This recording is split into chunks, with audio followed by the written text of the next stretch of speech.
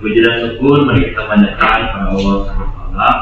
Salawat serta salamnya semoga terlimpahkan pada imam kita yakni Nabi Muhammad Sallallahu Alaihi Wasallam, pada para keluarganya, pada para sahabatnya, dan kita selaku umatnya yang ingin dapat syafaatnya di hari kiamat.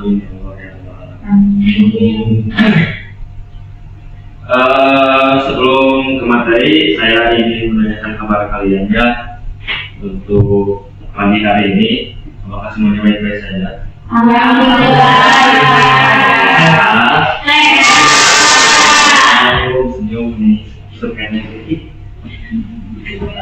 Sebelum ke materialnya, teman-teman, saya ingin meminta doa. Ingin berdoa bersama dulu untuk kelancaran pelajaran hari ini dan untuk kemanfaatan lah teman-teman. Saya ingin menyuruh KM-nya untuk membacakan doa begitu. Semoga ya. Baik teman-teman, sebelum memulai pembelajaran kita berdoa dulu, doa mulai.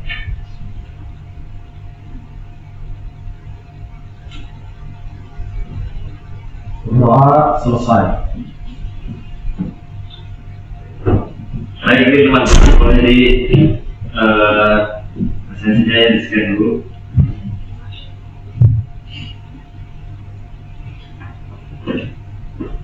Apakah bisa?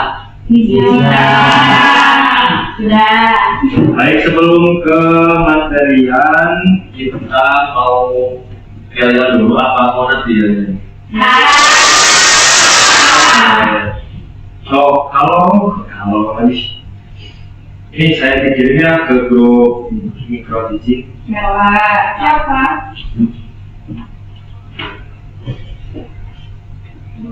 Mau dicontohin dulu nggak? Boleh. Contohnya ini ya teman-teman, sambil bertepuk tangan dan kalian semuanya berdiri ya. Mana di mana paling hebat? Paling hebat ada di kelas 10B. Rajin ceria hehe, rajin ceria hehe, pantang menyerah hehe.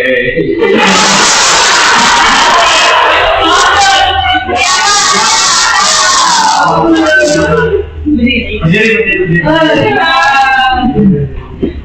Oh, tangan aja. Ya. Mana di mana? Paling hebat ada di kelas 10B. Di mana tempat paling hebat? Tempat paling hebat ada di kelas 10B. Rajin ceria, pantang menyerah. Ini teman-teman ya, teman-teman. Ini urusan saya untuk motivasi pagi ini ya teman-teman. Tujuan pendidikan itu membentuk kecerdasan kebawaan serta memperhalus perasaan. Begitu yang statement oleh nama apa yaitu salah satu revolusioner Indonesia atau Bapak Publik. Dan yang kedua itu ada dari Aristoteles yang mengatakan pendidikan itu pahit tapi buahnya manis teman-teman. Nah, ada peribahasa juga ya, bersakit-sakit dahulu dan bersenang-senang kemudian. Bahkan dalam agama kita juga kita diwajibkan untuk menuntut ilmu. Ada hadisnya teman-teman, yaitu ini pada muslimin atau muslimat, yaitu wajib bagi setiap muslim untuk menuntut ilmu, gitu ya teman-teman. Dari awal kita lahir sampai ke yang kubur.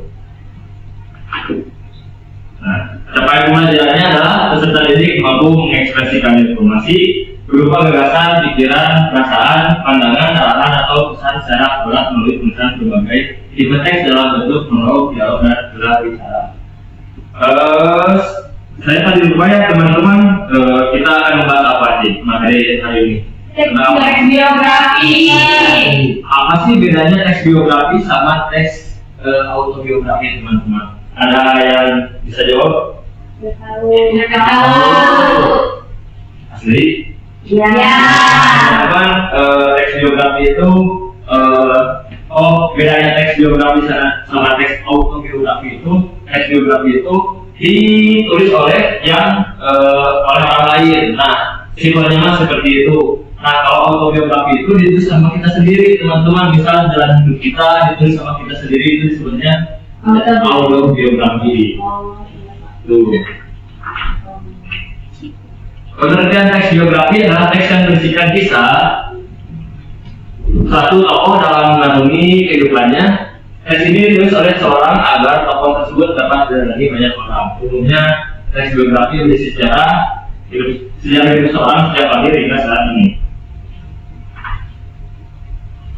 Boleh dibaca oleh saudara itu untuk tujuan teks biografi, silakan. Baik, Pak.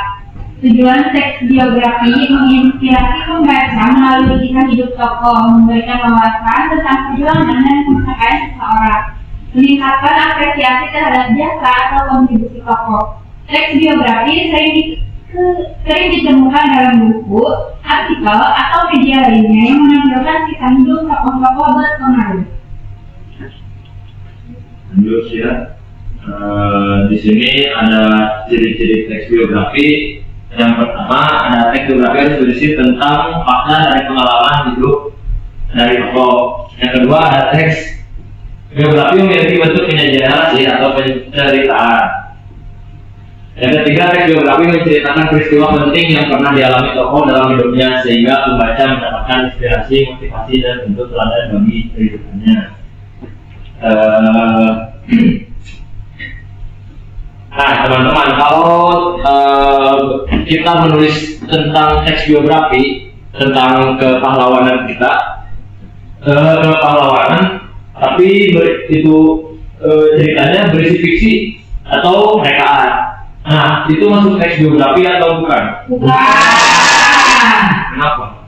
Karena kalau teks biografi kan tentang fakta, Pak, bukan fiksi. Nah, betul. Good. Sebelum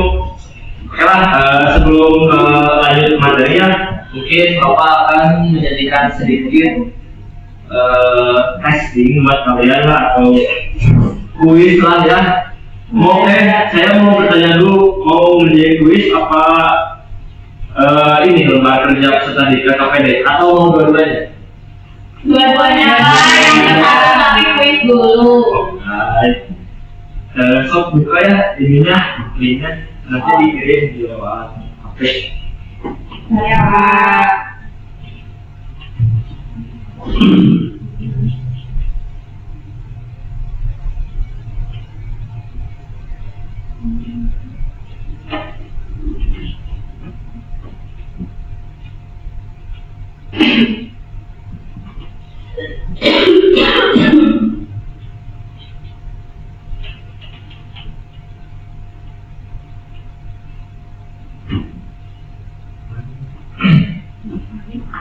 Tidak valid, Pak. Tidak valid? Iya.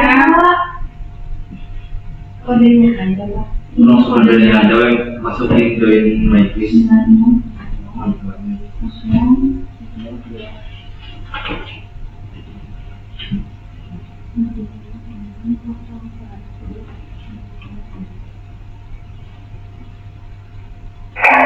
Nah, Kak. Jadi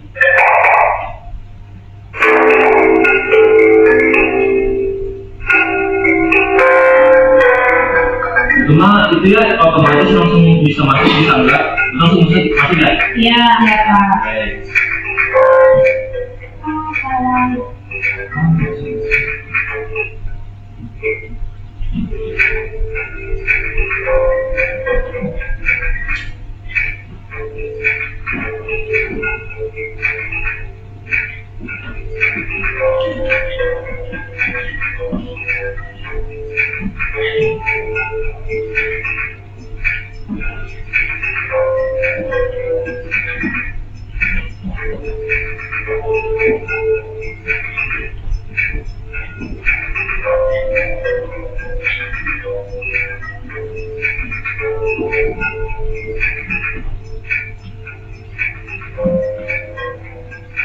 Iya, Pak. Udah? Iya, Pak.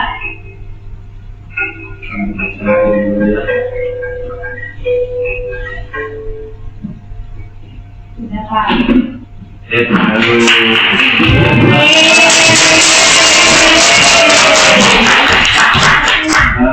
mungkin itu pemanasan dulu ya teman-teman sebelum ke LKPD. Selanjutnya kita lanjut dulu materi.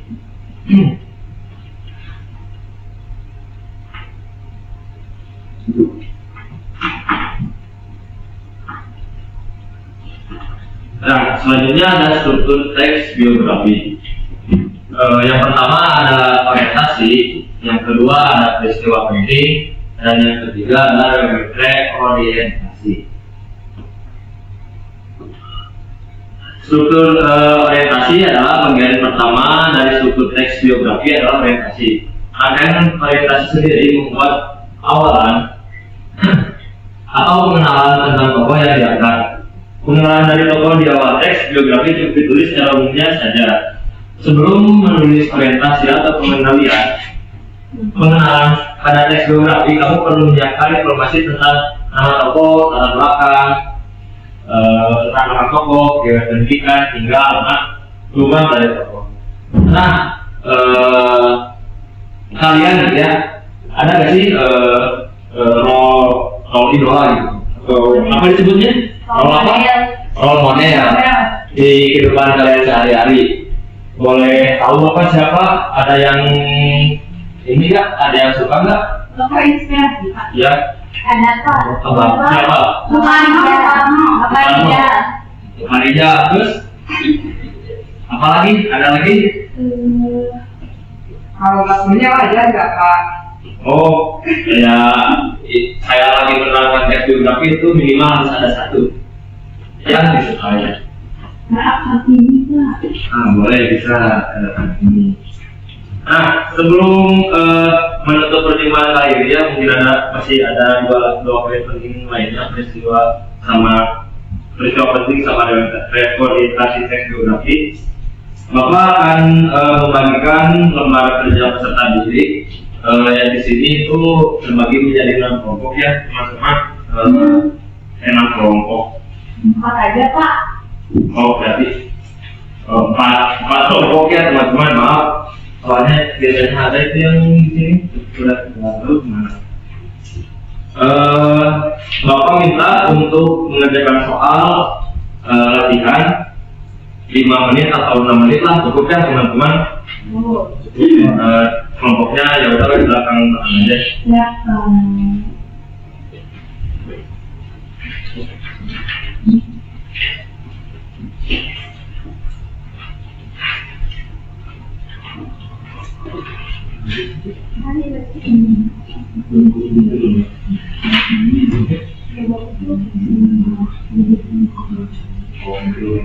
Yang ada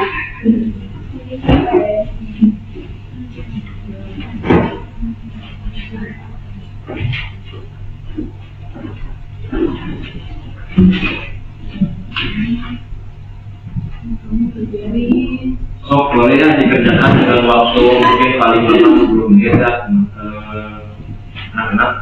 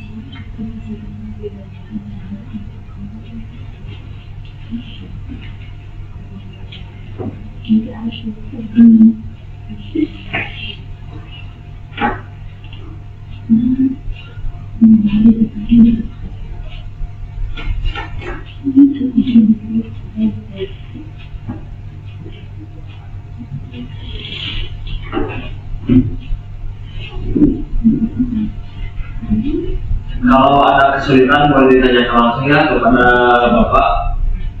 Maka siap aja.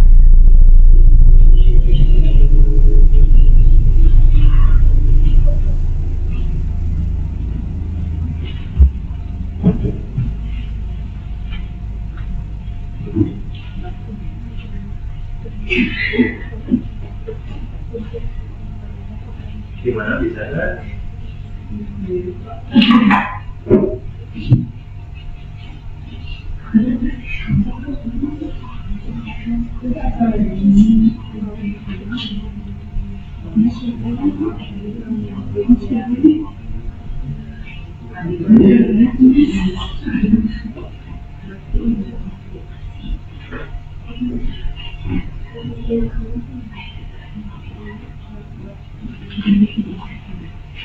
Bisa kan? Bisa Pak.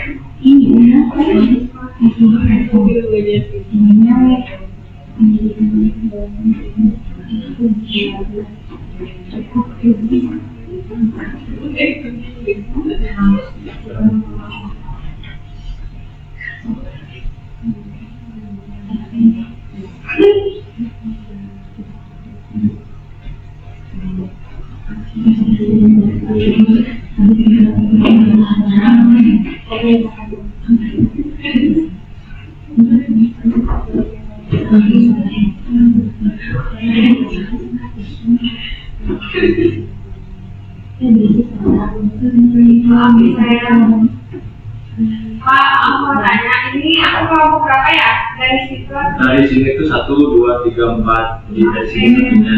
Makasih Pak. Ya, maaf ya kurang lupa. Kasih tahu ya Pak. Ya Pak.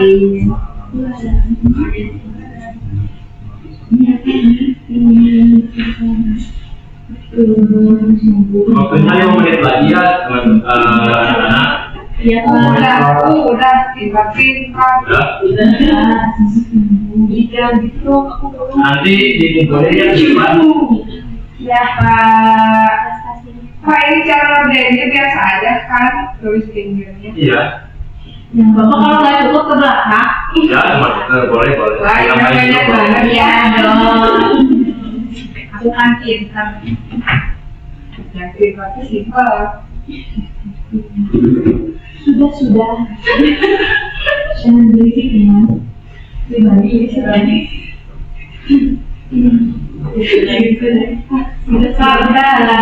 Udah. Boleh dikumpulin ya udah ke estafet ke depan. Jangan lupa dibaca ya. Betul kan nilainya harus bagus ya. Halo. Sudah. Terima kasih ya.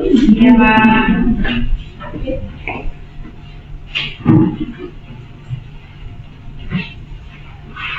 Mungkin nanti saya periksa ya.